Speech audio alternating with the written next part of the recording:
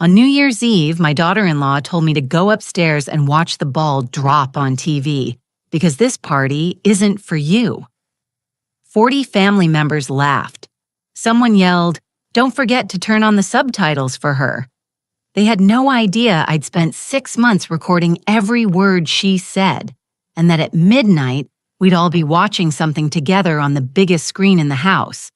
You ever have someone try to erase you while you're standing right there? My name is Grace Brown. I'm 70 years old. I live in Chicago, Illinois, and I built a real estate empire worth $4.2 million with my own bleeding hands. That New Year's Eve, December 31st, 2024, my son's wife stood in my living room wearing a dress that cost more than my first car and told me I didn't belong at a party in my own house. The house I bought, the furniture I paid for, the food she was serving, that I cooked in my own house. Grace Leah said, her voice dripping with that fake concern she'd perfected. "Why don't you go upstairs and get comfortable? You can watch the ball drop on TV. This party really isn't for someone your age." My daughter, Barbara. My own daughter nodded nervous guilty, but she nodded. The room got quiet for exactly 3 seconds. Then my niece Helen laughed. Then Leah's sister Claire. Then all 40 of them. Cousins, nieces, nephews, people I'd fed at my table for decades. Laughing like Leah had just told the funniest joke they'd ever heard. "Make sure you turn on the subtitles," someone shouted from the back. More laughter, louder this time. I stood there 70 years old, invisible, in my own house. But here's what they didn't know. I wasn't broken. I was ready. I smiled, calm, steady. The kind of smile that should have warned them. "You're right, Leah," I said. "Something is going to drop at midnight, but we're all going to watch it together on this screen." I pointed to the television. The big one. The 75-inch screen my son Benjamin had insisted I didn't need, because I probably couldn't even work the remote. Leah's smile faltered just for a second. "What are you talking about?" Benjamin asked. He looked tired. He always looked tired these days. "You'll see," I said. "Everyone will see at midnight." But what brought me to that moment? What they'd done to get me there would make that New Year's Eve confrontation look like mercy. Let me tell you how I got here. I came to Chicago in 1979, 26 years old. Nothing in my pockets but a bus ticket stub and my mama's pearls wrapped in newspaper. I left Mississippi because there was nothing there for me but dirt roads and men who thought a black woman's only worth was what she could cook or clean or birth. My mama walked me to the Greyhound station. She pressed those pearls into my hand, the only thing of value she'd ever owned. And she said, "Baby, when you get where you're going, you protect what's yours. Don't matter if it's blood asking. You protect what's yours." I didn't understand then. I do now. Chicago was cold, colder than anything I'd known. The wind came off Lake Michigan like it had teeth. I found work in a garment factory on the south side, 12-hour shifts, sometimes 14. My fingers bled from the needles. My back screamed from hunching over the machines. The factory floor smelled like machine oil and sweat, and the dreams of women just like me. Women who came north thinking they'd find something better, and learned real quick that better is something you have to build yourself. I made $335 an hour. I lived in a room so small you could touch both walls if you stretched your arms out. Shared a bathroom with 6 other women, ate rice and beans 5 nights a week, saved every penny that didn't go to rent or food. Every New Year's Eve, while other people partied, I sat on my narrow bed with a notebook and counted my money. Planned my next move. Calculated how long until I could afford something real, something they couldn't take, something that was mine. By 1982, I had $8,000 saved. Not enough for a house, but enough for a lot. A small lot on the south side. Nothing pretty. The neighborhood was rough, but I knew that land was the only thing they can't make more of. And I knew Chicago was growing. I bought that lot for $6,500. Paid cash.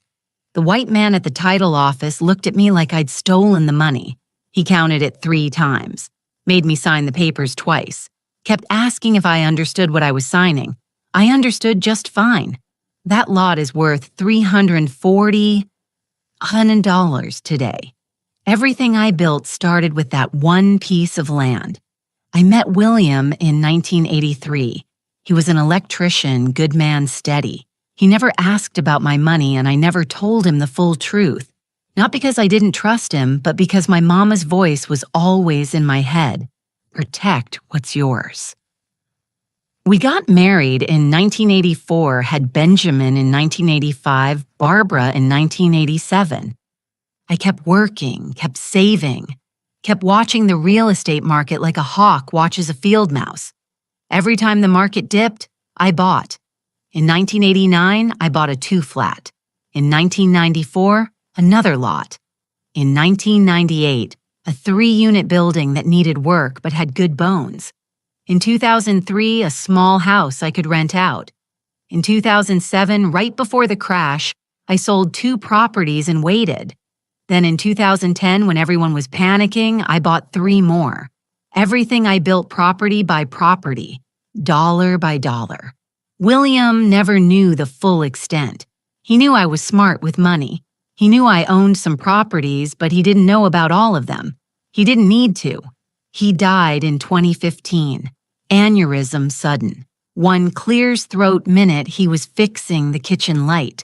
The next minute, he was on the floor and I was screaming his name, and the paramedics were telling me there was nothing they could do. I buried him on a Tuesday. On Wednesday, I went to my lawyer's office and updated my will. By then, I owned 7 properties worth $4.2 million total. Everything I'd worked for, everything I'd built with my own hands. I never told my children, never told anyone except my attorney, Mr. Julian Harper, a black man my age who'd watch me build this empire property by property and never once questioned my right to it. I dressed, plain drove, an old car, lived modest, let people think I was just another old woman scraping by on Social Security, because my mama taught me, when you're a black woman, when you're old, when you're both, people will try to take what's yours. They'll smile while they do it. They'll call it helping. But I learned something else too. I learned to stay quiet. Watch everything. Use what you see before anyone knows you saw it. I didn't learn that in business school. I learned it in that garment factory. I learned it on those Mississippi dirt roads. I learned it every time a white man counted my money 3 times because he couldn't believe it was mine. I learned what they don't teach in schools, and I learned that every New Year's Eve you take stock, you assess, you plan. I just never imagined that one New Year's Eve I'd be planning to take down my own son. But what happened when Benjamin brought Leah home would set everything in motion. Benjamin brought Leah home in March 2018. "Mom, I want you to meet someone special," he said on the phone. His voice had that nervous excitement I remembered from when he was a boy showing me his report card. I made dinner, pot roast greens, cornbread from scratch, set the table with the good plates. Leah walked through my door like she was inspecting a property she planned to condemn. She was beautiful, I'll give her that.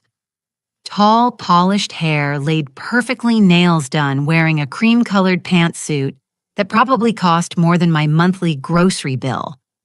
She smelled expensive, not perfume you buy at the department store, but the kind you get at those boutiques where they don't put price tags on anything, because if you have to ask, you can't afford it.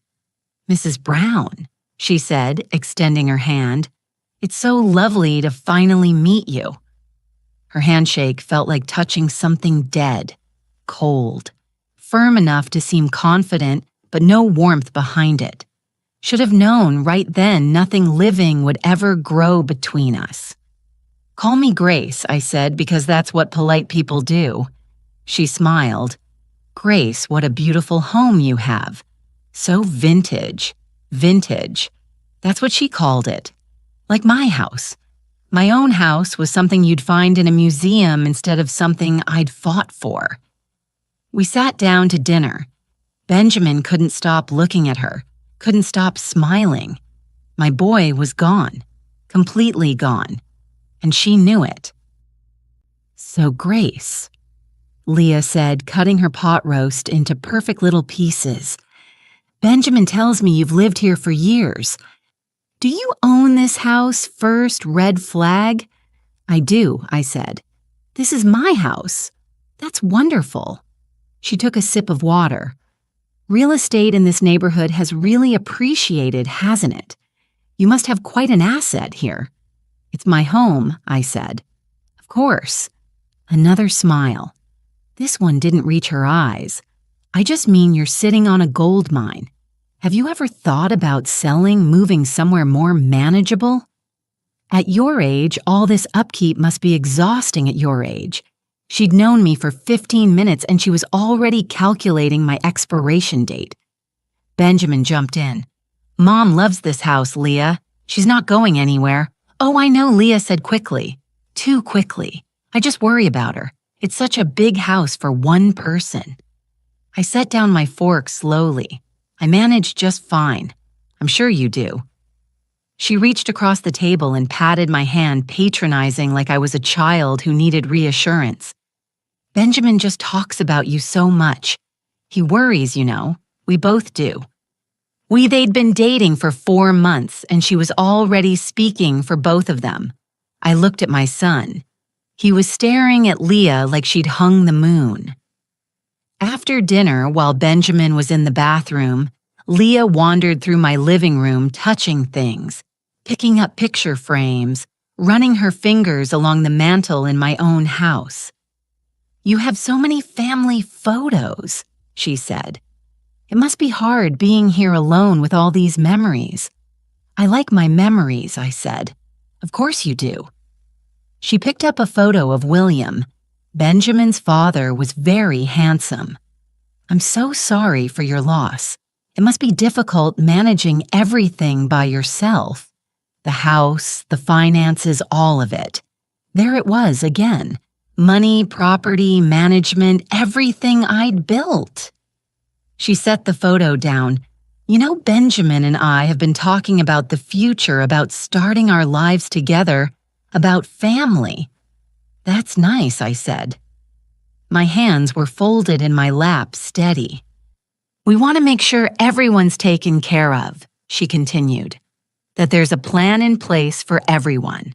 A plan I repeated for your future, she said, smooth as silk. Benjamin's your only son. We want to make sure you're protected, that everything you've worked for stays in the family. I smiled. That's thoughtful of you. But what I was thinking was, you've been in my house for 2 hours and you're already counting my assets, already counting everything I built. I had no idea that within 6 months she'd be doing far worse than counting. They got engaged 3 months later. Benjamin called me crying. Happy crying. Mom, she said yes. We're getting married. I wanted to be happy for him.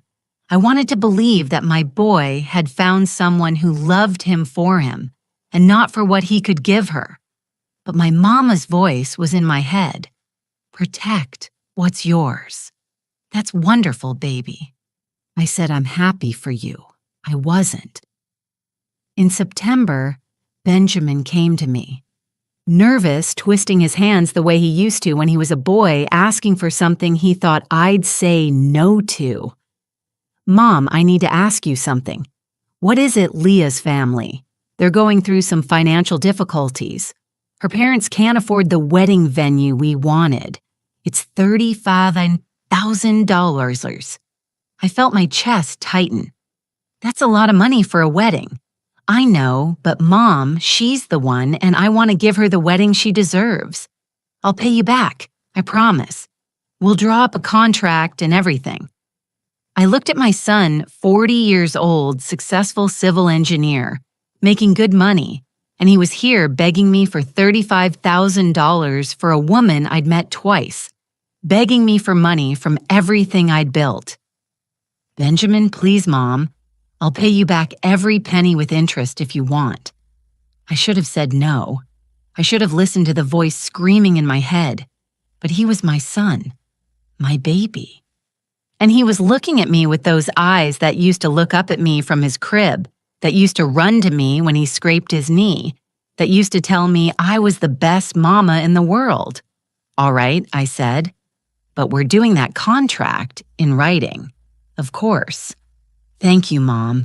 Thank you so much." We never did that contract. And that $35,000 was just the beginning. The wedding was in November 2018. Big, expensive, over 200 people. Leah wore a dress that probably cost more than my first car. Everything was white and gold and dripping with money that wasn't theirs. My money from everything I'd built. I sat in the front row wearing my best dress and my mama's pearls and watched my son marry a woman who looked at him the way a shark looks at blood in the water. At the reception, Leah found me at my table. "Thank you so much for everything, Grace," she said, hugging me. "Performance for the cameras. You've been so generous. We're starting this new chapter thanks to you. New chapter, new beginnings. Fresh start." She loved that language. Renewal. Starting over. Out with the old, in with the new. I should have known she meant me, but I didn't know yet what she was really planning. That discovery was still months away. They moved in 6 months later, June 2019. Benjamin called on a Tuesday. "Mom, can we come over and talk?" They showed up that evening. Leah had brought folders, actual folders with charts and documents and a presentation, like she was pitching a business deal for my house. "My own house? Grace, we've been thinking," she said, sitting on my couch like she already owned it. "You've been alone in this big house for 4 years now. That's a long time, and we worry about you." "I'm fine." I said. "We know you say that," Benjamin said. He looked tired. He always looked tired now. "But Mom, what if something happens? What if you fall? What if you need help? I'll call 911 like everyone else." Leah leaned forward, concerned face practiced. "Grace, we want to be here for you. Benjamin and I have been talking, and we think it would be best for everyone if we moved in. That way you're not alone. We can help with the house, with everything." I felt something cold settle in my stomach. "You want to move into my house." "We want to take care of you," Leah corrected. "And honestly, it would help us too. Rent in the city is astronomical, and we're trying to save for our future, for a family, for Benjamin's future. It would be temporary just until we get on our feet." I looked at Benjamin. "This is what you want." He nodded. "I think it makes sense, Mom, for everyone." Every instinct I had was screaming no. But what was I supposed to say that I didn't trust his wife, that something about her made my skin crawl, that I'd rather be alone than have them in my space in my own house? He was my son. "All right," I said temporarily. Leah's smile was instant, bright, victorious. They moved in the following weekend. By the second week, my house wasn't mine anymore. Little did I know that by August, I'd be a servant in my own house. Leah started with the quilts. I had 5 of them, handmade by my grandmother, my mom, and me. Quilts that had stories sewn into every stitch. Quilts that had kept 3 generations warm. I came home from the grocery store and they were gone. Clear's throat. "Where are my quilts?" I asked. Leah was rearranging the living room furniture. "Oh, those old things, Grace, they were falling apart. I took them to a donation center. You should have seen the woman's face. She was so grateful. Those were my grandmother's quilts." I know, sweetie, patronizing. But sometimes we have to let go of the past to make room for new beginnings. You understand, right? I understood that she'd just thrown away pieces of my family history like they were trash in my own house. "Next time, ask me first," I said. My voice was steady, cold. "Of course," Leah said. But her smile said she'd do whatever she wanted. The next week, she took over the kitchen, clears throat, reorganized everything, threw out my cast iron skillet, the one I'd been seasoning for 40 years, because it looked old and crusty. She redecorated the living room, moved furniture without asking, took down family photos, and replaced them with abstract art I didn't recognize. She took over William's study, the room I'd kept exactly as he left it. His books, his desk, his reading chair where he used to fall asleep with the newspaper on his chest. I came home one day, and it was empty. Painted, turned into Leah's home office. Where are William's things? My voice cracked. I couldn't help it. In the basement, Leah said, not even looking up from her laptop, "Grace, that room was just collecting dust. It's been 4 years. You need to move forward, let go of the past, and embrace new beginnings. New beginnings."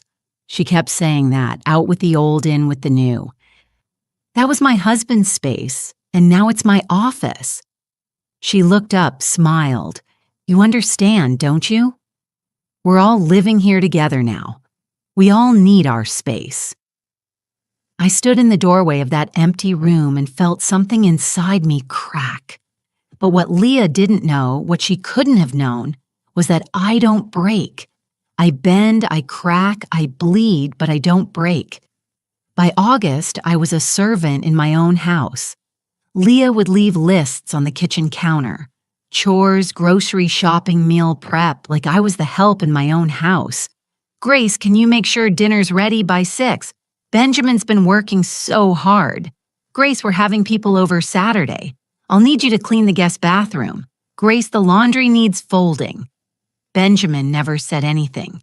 He'd come home exhausted, kiss Leah, eat the dinner I made, and fall asleep on the couch by 8. I started eating my meals alone in my bedroom. It was easier than sitting at my own table being ignored.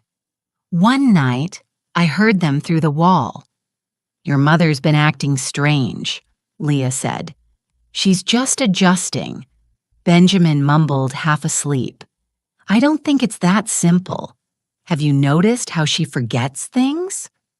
How confused she seems sometimes." I pressed my ear to the wall, heart pounding. 70 years old and pressing my ear to the wall in my own house. "Ma's fine, Leah." "I'm not so sure." A pause. "Benjamin, I think we need to start thinking about long-term plans. Your mother's not getting any younger. She might need professional care soon. You think Mom needs a nursing home. I think we need to be realistic, and we need to make sure everything is handled properly. Her finances, her properties, everything before things get complicated. Everything I built, everything I'd worked for." Silence. "I just want what's best for her," Leah said, soft, concerned. "And what's best for us, for our future." I sat back against the wall, breathing, just breathing. They were planning something, and I needed to know what. But what I discovered next would change everything. In September 2019, I called Melanie, my granddaughter Benjamin's daughter, from his first marriage. 21 years old, smart, loyal, the only person in my family who still looked at me like I was a person instead of a problem. "Grandma, what's wrong?" she asked. She could always tell. "Baby, I need your help with something. Can you come over when they're not here?" She came the next morning. Benjamin and Leah were both at work. I told her everything. The quilts William study, the lists, the conversation I'd overheard, everything happening in my own house. Melanie's jaw got tighter with every word. "Grandma, that's abuse," she said. "She's abusing you in your own house. I know that. So kick them out. It's not that simple. Why not because he's my son? Because I love him even though he's letting this happen?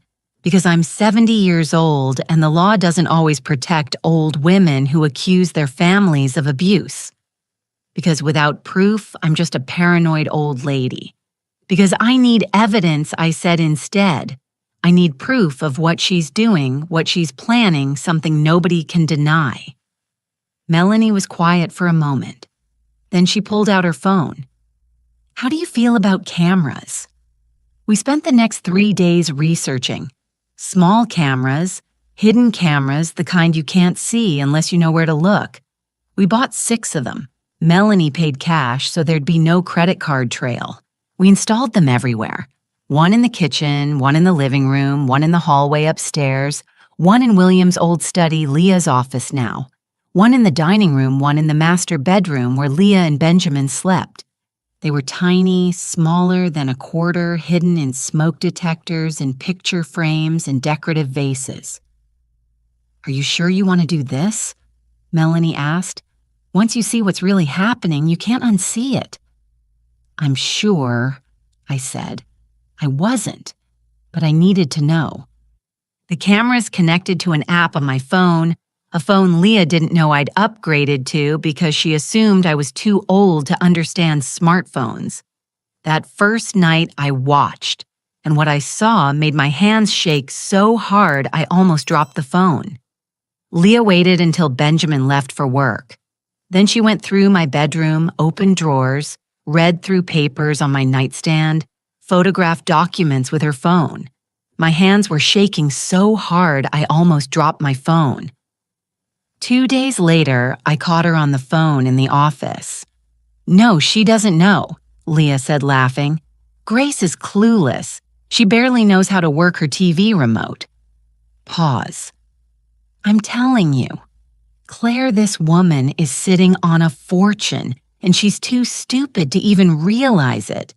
Benjamin says she owns at least 3 properties, maybe more. And she just sits here, does nothing. Everything I built, and she's calling me stupid. My chest tightened. We just need to be patient. Leah continued. Once we get her declared incompetent, and believe me, that won't be hard, everything transfers to Benjamin, and what's Benjamin's is mine. She laughed again. I know, right? All I had to do was marry her pathetic son and wait for her to die. But honestly, she's taking too long. We might need to speed things up. Pathetic son. She's taken too long. I stopped the recording set, my phone down, stared at the wall. My son's wife was planning to steal everything I'd built, and my son was letting her. But what I discovered over the next 6 months would be far worse. Over the next 6 months, I documented everything. Every insult, every phone call, every conversation, where Leah talked about when Grace is gone, or once we get control of her properties, or she won't last much longer anyway. She kept saying it. She's taking too long. Like I was a problem that needed solving. I documented Benjamin too. The way he'd nod along. The way he'd say, whatever you think is best, babe. The way he never not once defended me. I saved it all, backed it up, made copies, gave copies to Melanie, gave copies to Mr. Harper. By December 2024, I had hours of footage proof that my family was trying to rob me, trying to steal everything I'd built, everything I'd worked for, and I knew exactly when I was going to show them. New Year's Eve, the night Leah loved talking about. New beginnings fresh, starts out with the old in with the new. Let's give her a new beginning she'd never forget. But first, I had to survive what happened in October. On October 15th, 2024, my attorney called. Grace, we have a problem, Mr. Harper said. His voice was tight controlled, but I could hear the anger underneath. What kind of problem? Someone tried to transfer 2 of your properties into Benjamin and Leah's names. The documents came through this morning. The room tilted. What 2 properties? The one on Cottage Grove and the one on King Drive. Combined value of about $1.3 million. The paperwork has your signature on it. But Grace, I know your signature. This isn't it. Properties from everything I'd built. My properties. I sat down. My legs wouldn't hold me anymore. They forged my signature. Yes. A pause. Grace, I need to tell you something else. Leah came to see me 3 weeks ago alone. She wanted information about your holdings, all of them. She said you'd asked her to handle your affairs but couldn't remember the details. My hands were trembling. What did you tell her? Nothing. I told her that any information about your estate required your direct authorization and physical presence. She wasn't happy. She implied you were becoming forgetful, that maybe I should consider whether you were still competent to manage your own affairs. She tried to get you to declare me incompetent. She tried, Mr. Harper said, but I've known you for 30 years, Grace. I know exactly how sharp you are.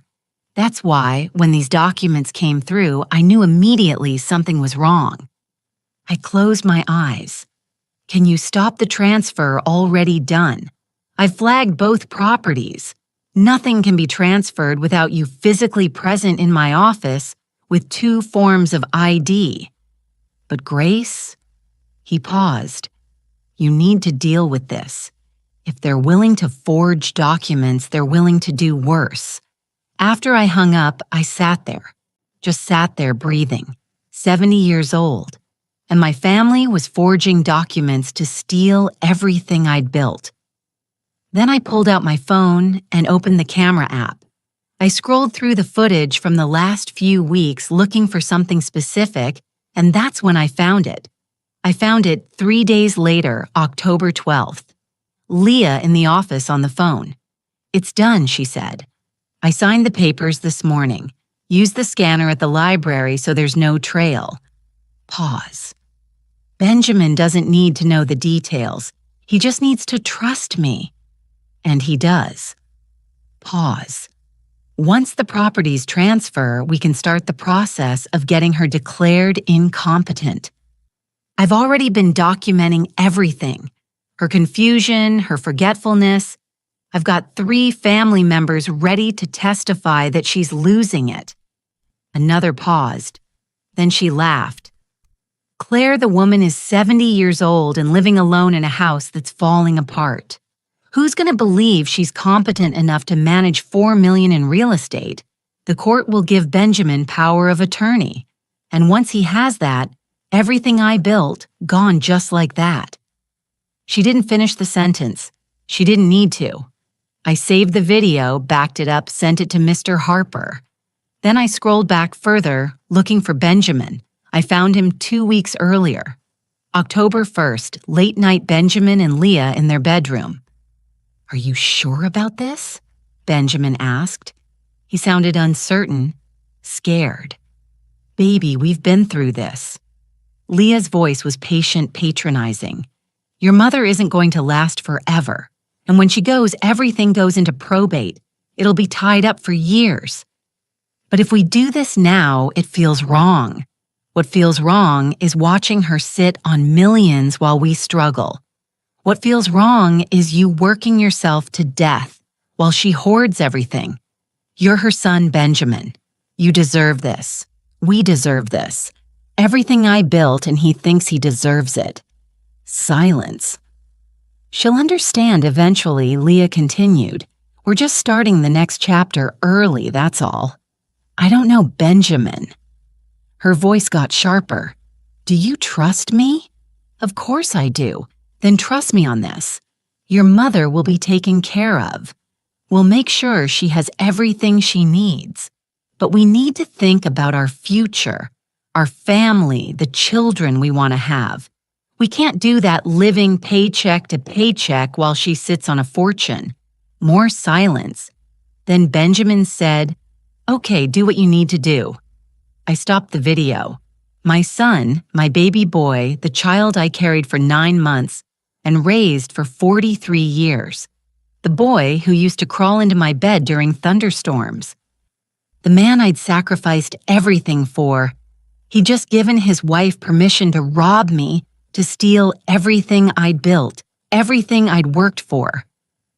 I sat in my bedroom, the only space in my house that still felt like mine.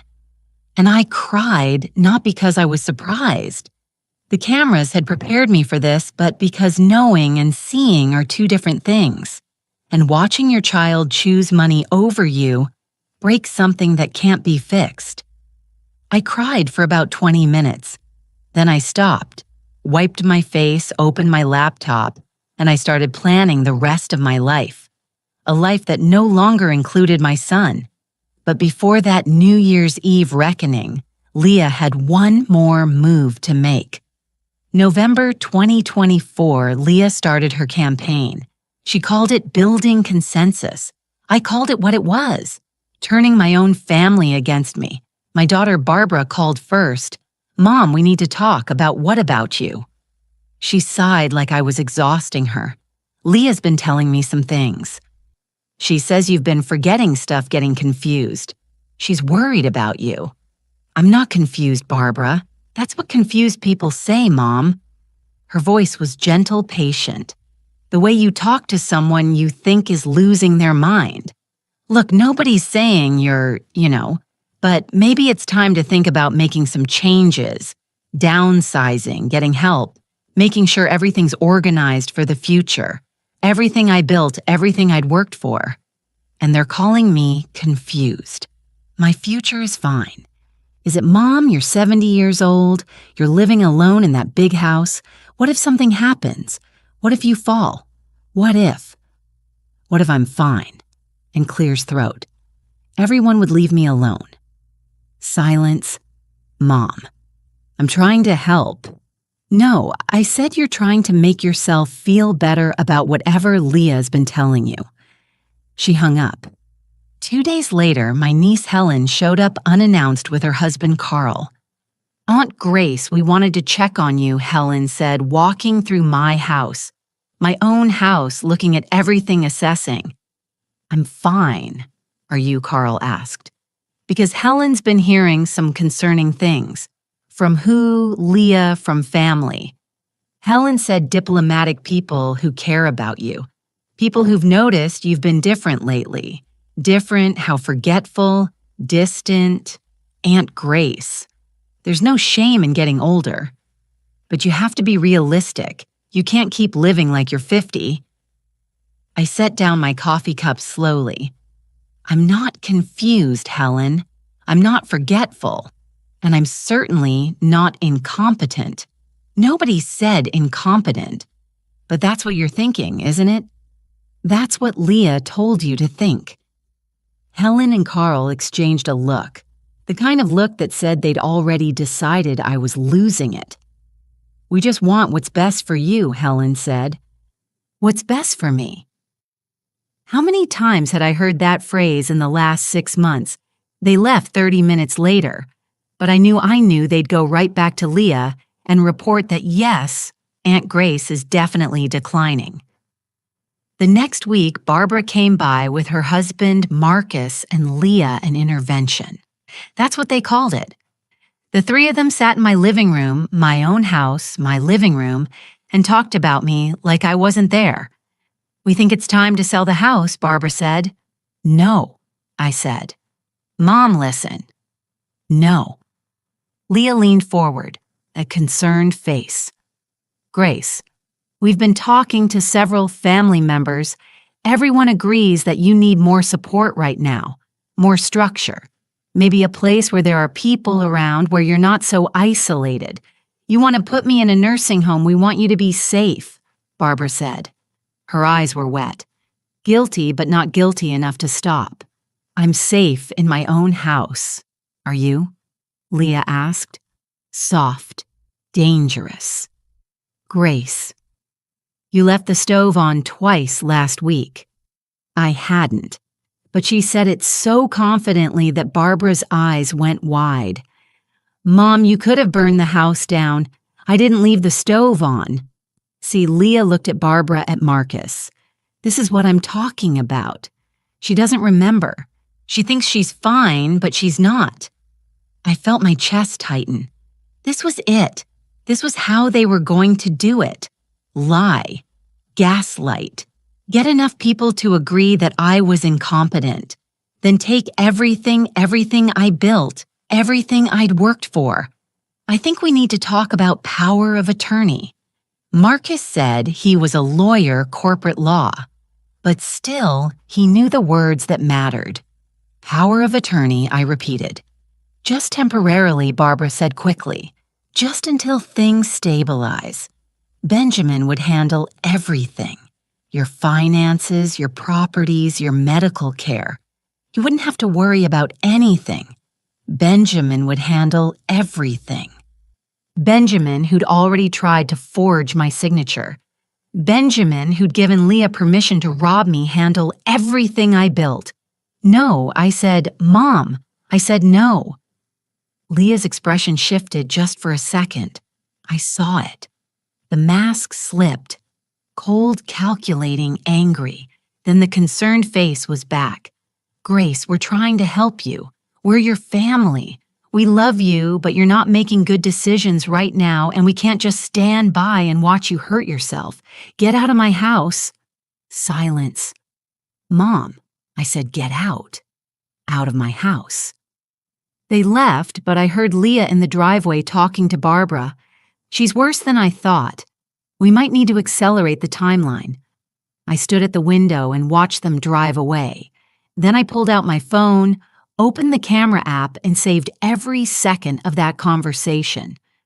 Over the next 2 weeks, 6 more family members called or visited, all with the same message, all speaking the same language, all convinced that I was losing my mind and needed help. All convinced that 70 years old meant I couldn't manage what I'd built.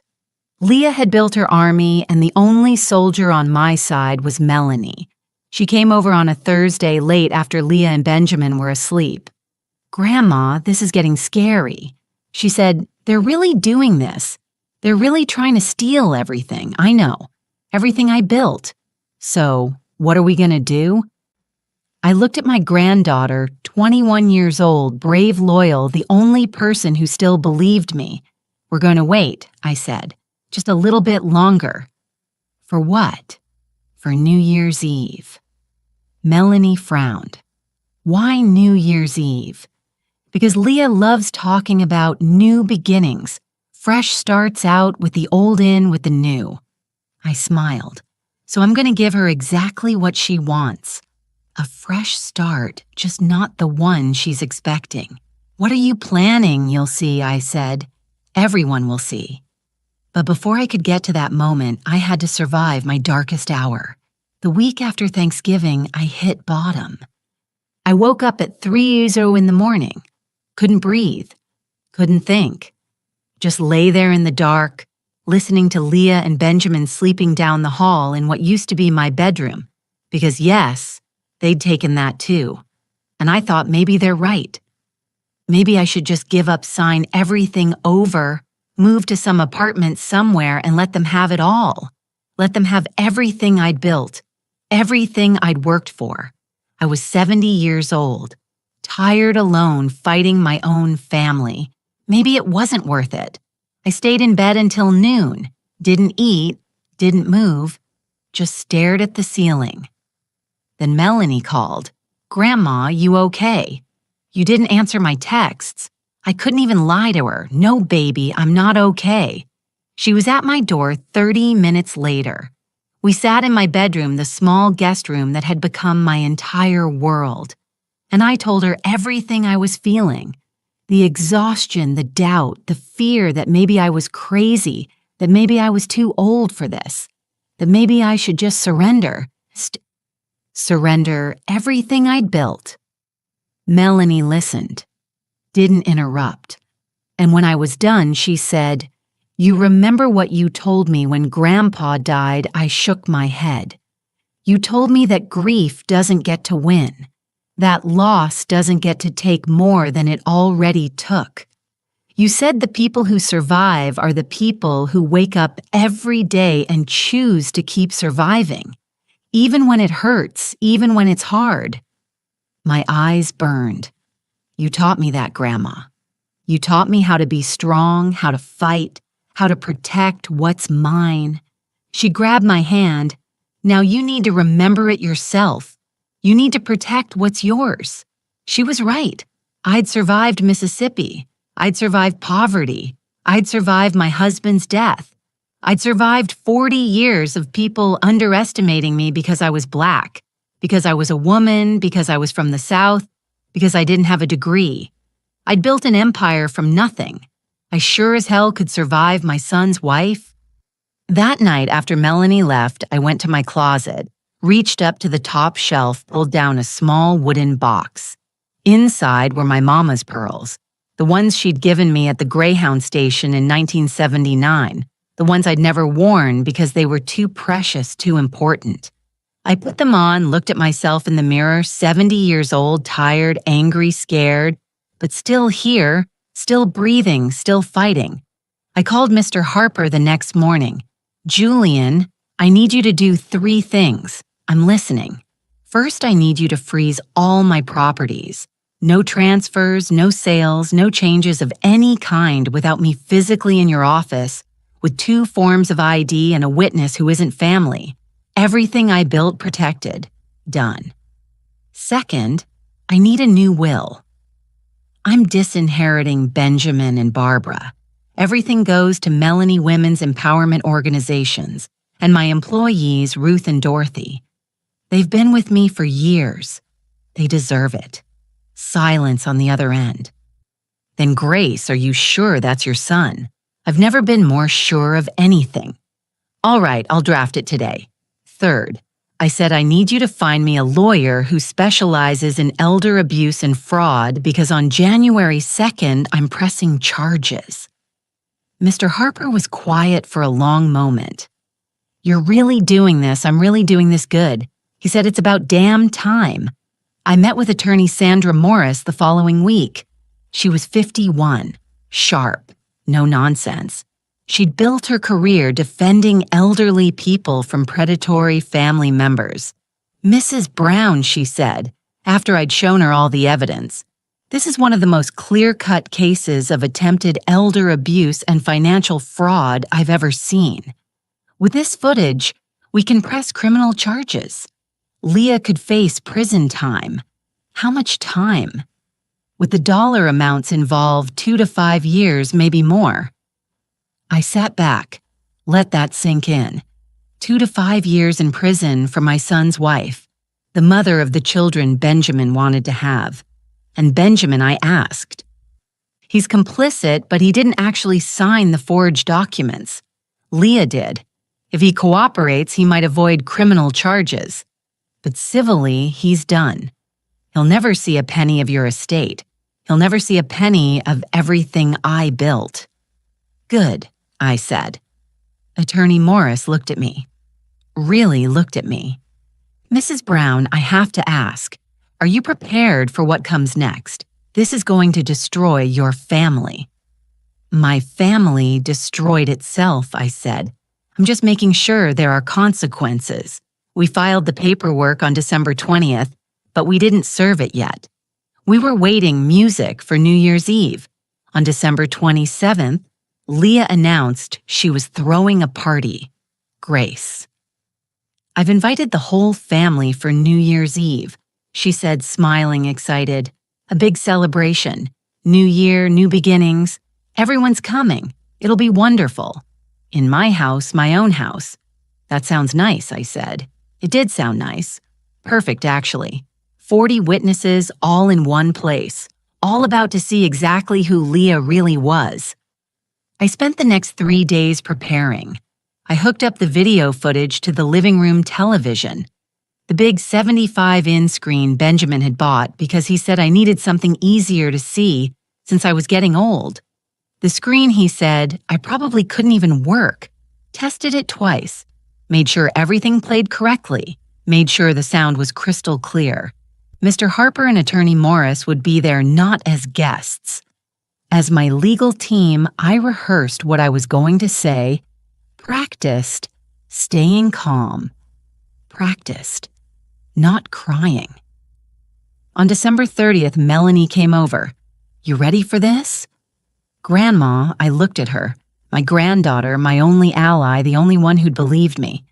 No, I said honestly, but I'm doing it anyway. She hugged me. You're the strongest person I know. I wasn't strong, I was terrified. But sometimes being terrified and doing it anyway is the same thing as being brave. New Year's Eve morning, I put on my best dress, did my hair put on my mama's pearls, looked at myself in the mirror. 70 years old, ready to reclaim everything I'd built. This is it, baby girl. I whispered to myself, to my mom, to every woman who'd ever been told she was too old, too quiet, too weak to fight back. Let's show them what we're made of. The guests started arriving at 7. By 9 hours, my living room was packed. 40 people, maybe more. Family I hadn't seen in months. Cousins, nieces, nephews, Barbara and Marcus Helen and Carl Leah's sister Claire, all of them drinking champagne and eating food I'd cooked, but wouldn't get credit for. In my house, my own house. Leah floated through the crowd like a hostess at a country club.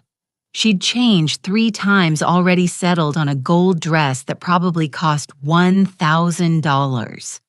Her hair was perfect. Her makeup was perfect. She looked like someone who'd already won, who'd already taken everything I built. Benjamin stood next to her, tired, uncomfortable. But there I stayed in the corner, quiet, watching. At 10:30, Leah clink-ticked her glass. The room went silent. Everyone can I have your attention? She was glowing, radiant.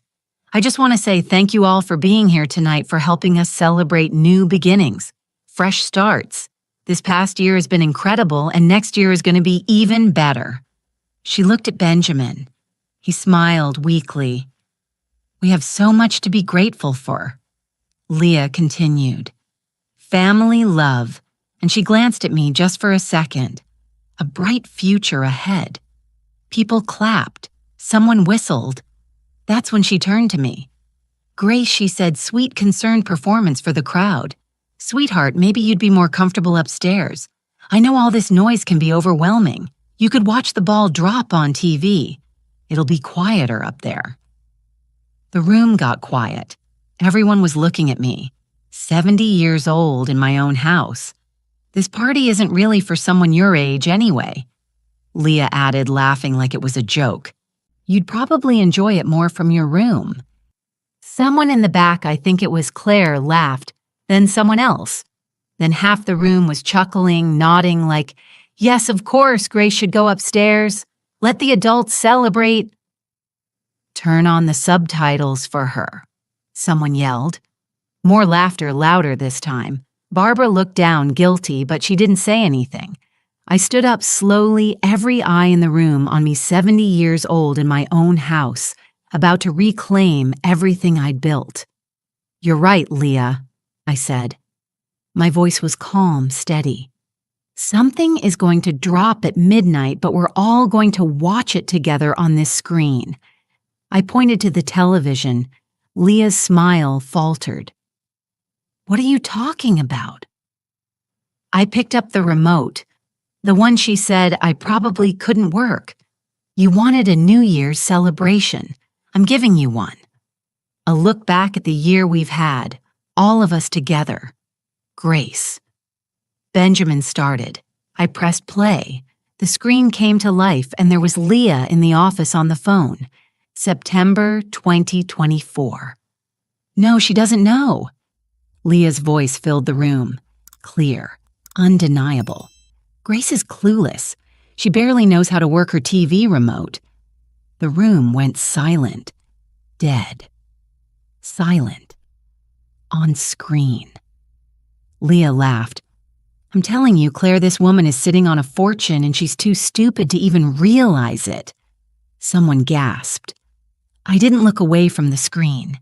Neither did anyone else. We just need to be patient video, Leah continued. Once we get her declared incompetent, and believe me, that won't be hard, everything transfers to Benjamin, and what's Benjamin's is mine. She laughed again. I know, right?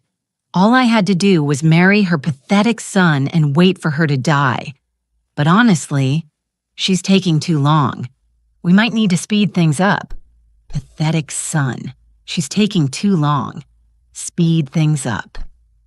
I heard Claire make a small sound, choked, horrified. Benjamin's face emptied of all expression. Grace, sit down, I said, not loud, but firm. You're going to watch all of it. The next clip played. October 12th. Leah in the office again. It's done. I signed the papers this morning. Used the scanner at the library so there's no trail. Attorney Morris stepped forward from where she'd been standing by the door. Silent till now. For those wondering, the papers she's referring to are forged property transfer documents attempting to steal $1.3 million in real estate. That's felony fraud. The room erupted, people talking over each other, shocked, angry. That's not Leah started. Her face was red, panicked. Grace, this is taken out of context. Context, I said, let's give them context. I played the next clip. Leah and Benjamin, their bedroom, October 1st. Are you sure about this? Benjamin's voice asked. Baby, we've been through this. Your mother isn't going to last forever, and when she goes, everything goes into probate. But if we do this now, it feels wrong. What feels wrong is watching her sit on millions while we struggle. Barbara was crying. Marcus looked stricken. She'll understand eventually. Video Leah said, we're just starting the next chapter early. Silence. Then Benjamin's voice. Okay, do what you need to do. The room exploded. You tried to rob your own mother, Helen shouted. Benjamin, what the hell is wrong with you? Barbara was on her feet, furious. Let me explain. Benjamin tried. Explain what? I said. My voice cut through the chaos. Explain how you let your wife plan to steal everything I worked for. Explain how you gave her permission. Explain how you stood by while she told everyone I was losing my mind so you could take control of my assets. Everything I built, everything I'd worked for. And he gave her permission. Clears throat. He couldn't. He just stood there crying broken. Leah tried to run, made it 3 steps before Mr. Harper blocked the door. Mrs. Brown, he said, calm, professional. You're not going anywhere, Attorney Morris. Sandra Morris stepped forward, papers in hand. Leah Porter Brown. These are criminal fraud charges. You're being charged with attempted theft, forgery, and elder abuse. The police have been contacted. They'll be here shortly. Leah's eyes went wild. You can't do this. I can, I said, and I am. I turned to face the room. 40 faces shocked, horrified, some angry, some guilty. For the past 6 months, I said, I've been called confused, forgetful, incompetent. I've been told I need help, that I need to move, that I need to give up control of my life and my assets to people who supposedly care about me. I looked at Barbara, at Helen, at everyone who doubted me. But I wasn't confused. I was documenting. I was gathering evidence. Because when you're an old woman, when you're 70 years old, and you tell people your family is trying to rob you, nobody believes you. They think you're paranoid. They think you're losing your mind. My voice cracked just a little, so I made sure there was no room for doubt. The countdown started on TV. The real one. 10-9-8. This house is mine, I said.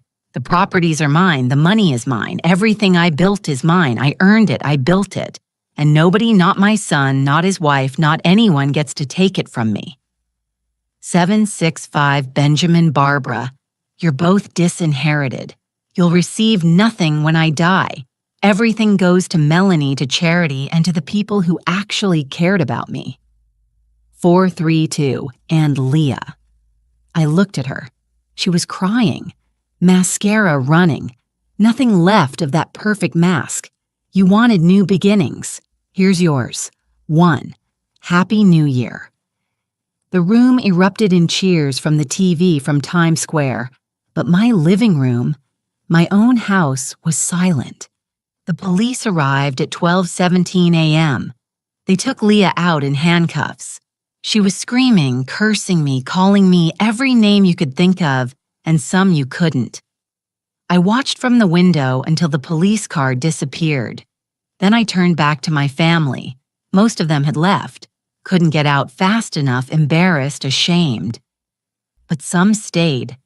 Helen came to me crying. "Aunt Grace, I'm so sorry. I should have believed you. I should have." "You should have," I said.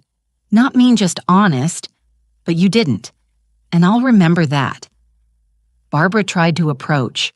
Marcus held her back. "Mom," she started. "Don't," I said. "Not tonight. Maybe not ever, but definitely not tonight." Benjamin sat on the couch, head in his hands. Broken part of me wanted to go to him, to comfort him, to mother him. But the bigger part of me knew he'd made his choice and I'd made mine. Melanie brought me a glass of water. "You did it, Grandma." I'd done it. I'd fought back. I'd won. I'd protected everything I built. So why did I feel so empty? The next 2 days were a nightmare. Leah and Benjamin stayed upstairs. I stayed down. We moved around each other like ghosts. I could hear them fighting his voice, pleading hers, sharp, angry, blaming him for everything. "If you'd just been stronger, if you hadn't tried to rob her. She's your mother. You should have controlled her. Control her, Leah. She was 6 steps ahead of us the whole time." It went on for hours through New Year's Day, through the night. I didn't sleep, just sat in my small bedroom with my phone looking at messages. "Melanie, I'm so proud of you, Grandma. Mr. Harper, you did the right thing. Call me tomorrow. Attorney Morris Leah's arraignment is scheduled for January 4th. We'll talk." And texts from family, dozens of them. Some apologizing, some angry, some pretending nothing had happened. "Barbara, Mom, can we please talk?" I didn't know what Leah was planning. I swear I didn't know. I stared at that message for 20 minutes. She didn't know. Maybe that was true. Maybe she'd been manipulated too. But she'd believed Leah over me, her own mother. When it mattered, she'd chosen the wrong side. I didn't respond. On January 2nd, Benjamin came downstairs. He looked like he'd aged 10 years overnight. "Ma." His voice cracked.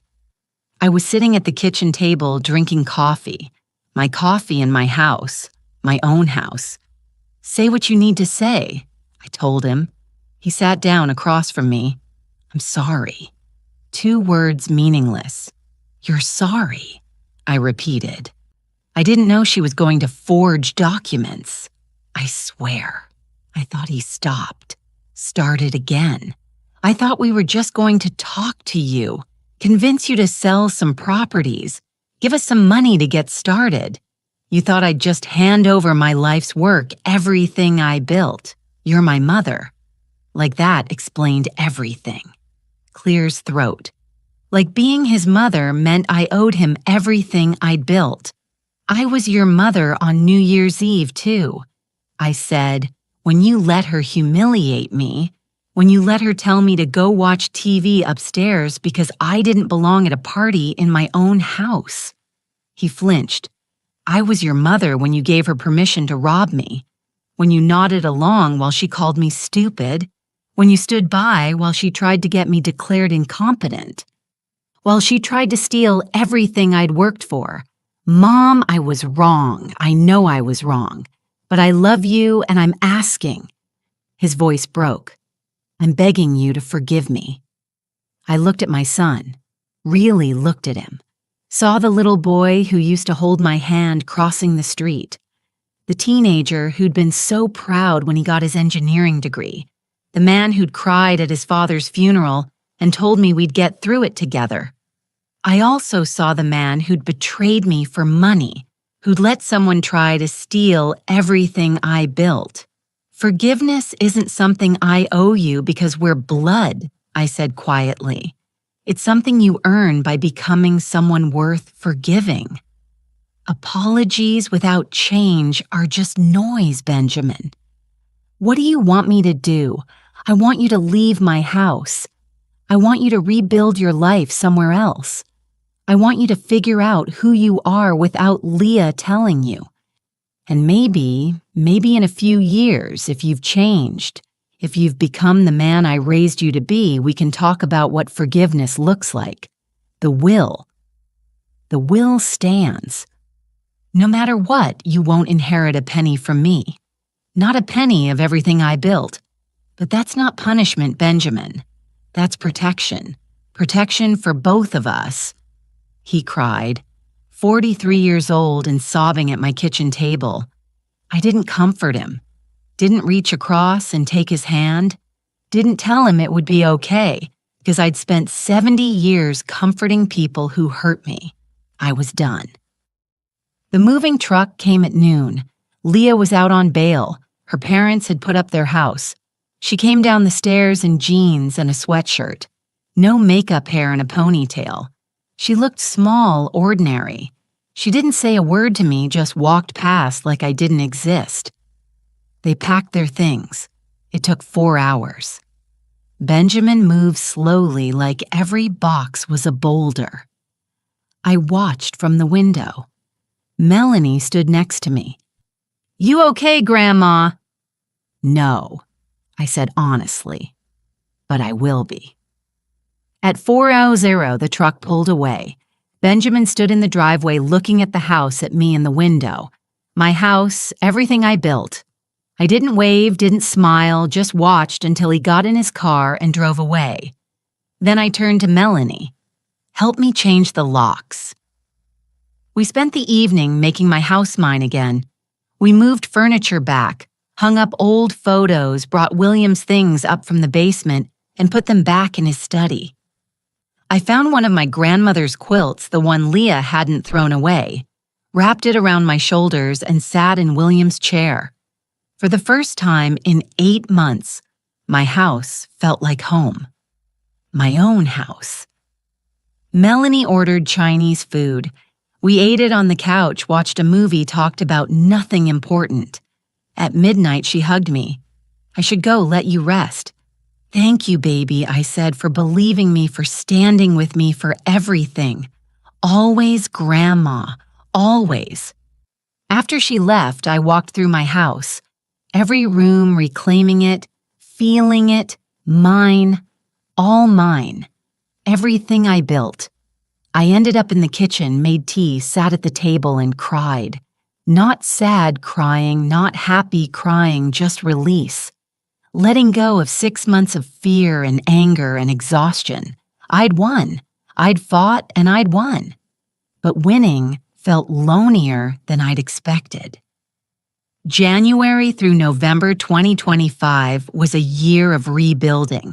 Leah's trial happened in March. Attorney Morris was brilliant. She presented every piece of evidence, every recording, every forged document. The prosecutor called me to testify. "Mrs. Brown," he said, "can you tell the jury what it felt like to discover your own family was trying to steal from you?" I looked at the jury. 12 faces, some young, some old, all watching me. It felt like dying, I said. Honest, raw. Like everything I'd worked for, not just the money, but my dignity, my worth. My right to be believed was being erased.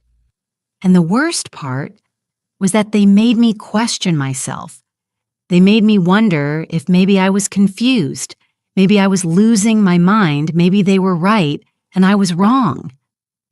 I looked at Leah. She wouldn't meet my eyes. But I wasn't wrong. I continued. And the fact that I had to record my own family for 6 months just to be believed that I'm 70 years old and had to prove I wasn't losing my mind, that tells you everything you need to know about what it means to be an old woman in this country. The jury deliberated for 4 hours. Guilty on all counts. Leah was sentenced to 4 years in prison, plus restitution, plus a permanent restraining order. She cried, begged the judge for mercy, said she'd made mistakes, but she wasn't a criminal. The judge looked at her stone-faced. "Mrs. Brown, you systematically targeted, manipulated, and attempted to rob a 70-year-old woman. Your victim wasn't a stranger. She was your husband's mother. A woman who trusted you, who welcomed you into her home, who gave you money for your wedding when you asked, and you repaid that kindness by trying to steal everything she'd built." He shook his head. 4 years is a gift. Be grateful it isn't more. I watched them take her away. I felt nothing. Not satisfaction, not anger, nothing. Just empty. Benjamin lost his job. The scandal spread through his firm. They asked him to resign quietly. He did. He moved in with a friend, took a job at a smaller company, didn't make nearly as much money as he used to. He wrote to me once a month. Every month. "Mom, I'm sorry. Mom, I'm in therapy. I'm trying to understand how I let this happen. Mom, I miss you. Mom, please." "Can we talk?" I didn't respond. Not for months. Barbara tried too, less often, more carefully. In April, she sent a long email apologizing, explaining, asking for forgiveness. I read it 3 times. Then I wrote back, "I need time. I don't know how much, but I need it." She responded, "Take all the time you need." "I love you, Mom." I believed her. But love wasn't enough anymore. In May, I put my house on the market. Melanie was shocked. "Grandma, why you fought so hard to keep it?" "I fought to keep it from people who wanted to steal it," I said. "But baby, this house is full of ghosts, good ones and bad ones, and I need to start fresh. Where will you go?" I smiled. "You'll see." The house sold in 3 weeks. 1.8 million cash buyer, no contingencies. I used the money to buy an apartment in New York City. Manhattan, Upper West Side, 2 bedrooms, 1 for me, 1 for guests. Floor-to-ceiling windows and the view. The view overlooked Times Square. When the realtor showed it to me, I stood at the window, looked down at the street, at the billboards, at the ball. "I'll take it," I said. The realtor looked surprised. "Don't you want to think about it? See other options?" "No," I said.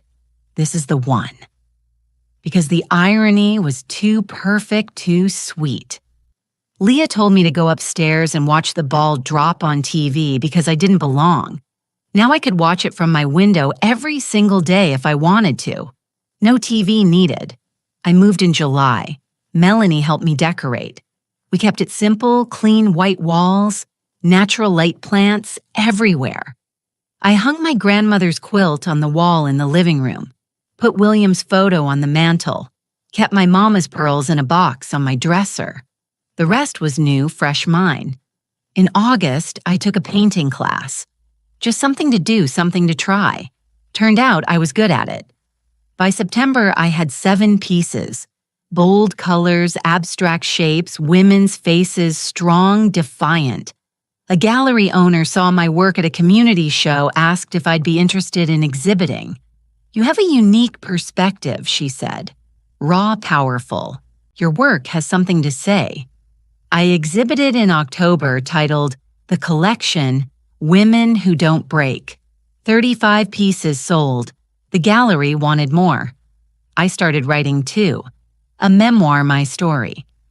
From Mississippi to Chicago to New York. From poverty to wealth. From silence to voice. The words poured out page after page, truth after truth, about everything I'd built, everything I'd survived. In November, I met Robert. He was at the gallery looking at my work. He stood in front of a painting I'd titled Invisible, a woman's silhouette surrounded by people who weren't looking at her. "This one," he said when he saw me, "this one breaks my heart." Good. I said it should. We talked for an hour. He was a widower-hour architect, 75 years old, lost his wife 2 years ago to cancer. I understand he said when I told him my story in pieces, not all of it, but enough about family, about loss, about starting over when you thought you were done starting. We started having coffee, then dinner, then walks through Central Park. It was easy, comfortable, no drama, no games, just two people who'd lived long enough to know what mattered. He had his apartment. I had mine. We didn't need to move in together, didn't need to complicate things. We just needed the company. In November, I finally responded to Benjamin's letters. Benjamin, I've read everything you've sent. I believe that you're sorry. I believe that you're in therapy. I believe that you're trying to change. But I need you to understand something. Forgiveness doesn't erase what happened. It doesn't undo the damage. It doesn't mean we go back to how things were. I'm willing to talk carefully, slowly, with boundaries. But the will stands. You're not getting my money. Not now. Not ever. You won't inherit anything from everything I built. If you can accept that and still want a relationship with me, then maybe we can start rebuilding. If you can't, then we're done. The choice is yours. Grace. He responded the same day. Mom, I understand, I accept. I just want you in my life. However that looks, I love you, Benjamin. We had coffee in December at a cafe near my apartment. Neutral territory. It was awkward, painful. We didn't talk about Leah, didn't talk about the money, didn't talk about New Year's Eve, didn't talk about everything I built and everything he tried to take. We talked about small things, his new job, my painting, the weather. I like your hair, he said. It looks good. I'd cut it short, natural gray. I'd stop dyeing it. Thank you, I said. An hour later, we hugged goodbye briefly, carefully. Can we do this again? He asked. Maybe I said. We'll see. It wasn't forgiveness. Not yet. Maybe never. But it was a start. December 31st, 2025, New Year's Eve. Exactly 1 year after everything changed. I woke up early, made coffee, stood at my window looking down at Times Square. They were already setting up barriers, stages, security. By tonight, 1 million people would pack those streets, waiting, counting down, celebrating, and I'd be here above it all, watching from my own space. Melanie arrived at 6. She brought Ruth and Dorothy, my old employees who'd become my friends. They'd stuck with me through everything, never doubted, never left. Mr. Harper came at 7, Sandra Morris at 8, and Robert at 9. My chosen family, the people who'd earned their place in my life. We spent the evening talking, laughing, eating food we'd ordered in, because I was done cooking for crowds. Tell us about the book, Ruth said. When can we read it? Soon, I said. I'm almost done. Just need to finish the ending. What's the ending? Melanie asked. This, I said, gesturing to the room. To them, this is the ending. As midnight approached, we gathered at the windows. The crowd below was massive, packed tight. A sea of people waiting for the ball to drop. Should I turn on the TV, Melanie asked, for the countdown? I looked at her, smiled. Why would we need TV? I pointed to the window right there. The real ball, the real countdown, the real celebration. No screen between us and life. At 11:59, I raised my glass. Last year, I said I was told to go watch the ball drop on TV upstairs because I didn't belong. I was told I was too old, too confused, too irrelevant to be part of the celebration, that I was 70 years old and didn't matter. They were all watching me, listening. Tonight, I'm watching the real thing from my own home, surrounded by people who see me, who chose me, who know what I'm worth. My voice cracked just a little. To women who refused to accept the version of reality others tried to sell them. To women who documented their truth. To women who fought back, to women who survived. To women who protected everything they built. To Grace. Robert said softly. To Grace, everyone echoed. The countdown started. 10, 9, 8. The crowd below screamed, cheered, celebrated. 7, 6, 5. I looked around the room at faces that loved me, respected me, chose me. 4, 3, 2. I looked out the window at the ball descending at the confetti cannons ready to fire. At the chaos and joy and noise of a million people celebrating existence one. The ball dropped, the confetti exploded, the crowd roared, and I stood at my window, 70 years old, alone for so long, invisible for so long, finally visible, finally seen, finally home. My guests stayed until 2 in the morning, hugging, promising to visit. Melanie crying because she was so proud. Robert was the last to leave. Happy New Year, Grace, he said, kissing my forehead. Happy New Year, I said. I'll call you tomorrow. I'd like that. He left. The door closed and I was alone. I cleaned up, washed glasses, put away plates, moved through my apartment in comfortable silence. Then I went to bed. I woke up on January 1st, 2026 to sunlight streaming through my windows. The city was quiet, emptier than usual, exhausted from the night before. I made coffee, wrapped myself in my robe, and sat by the window overlooking Times Square.